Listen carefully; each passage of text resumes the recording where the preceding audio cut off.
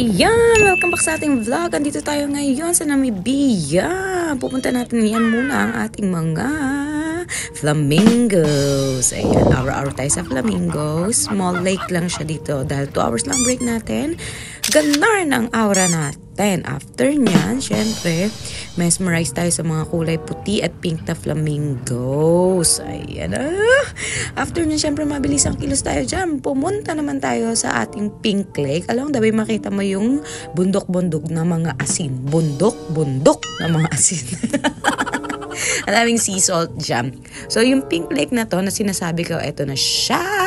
Lang daw ay makikita mo na siya. Hindi ko alam kung bakit siya nagiging pink, pero kayo na bahala mag-google dyan. Ayan.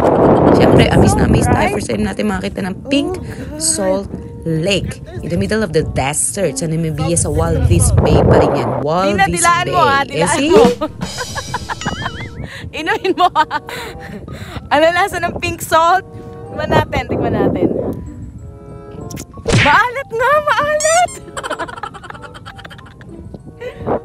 At syempre, para tayong bata, syempre, habol-habolan muna tayo dyan.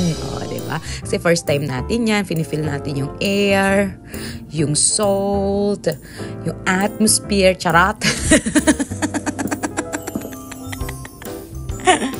And napakalawak niyan at napakadaming salt. Feeling ko nga gusto ko mag-uwi dyan, pero hindi kaya.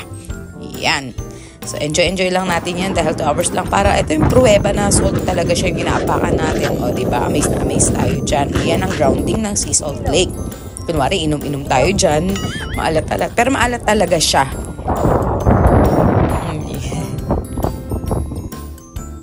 Ayan. So, nag-try pa tayo na apakan natin siya.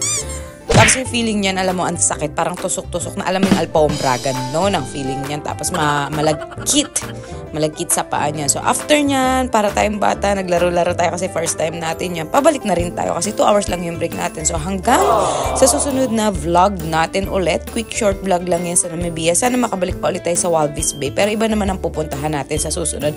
Kaya bye-bye! Mula dito, ikot-ikot tayo sa kanilang street. Maraming souvenirs dyan. Hindi natin ma-upload yung mga picture kasi nga mga hubad sila. So araw-araw muna tayo, sisigaw na tayo ng darna dyan sa ating pink salt lake. Bye-bye!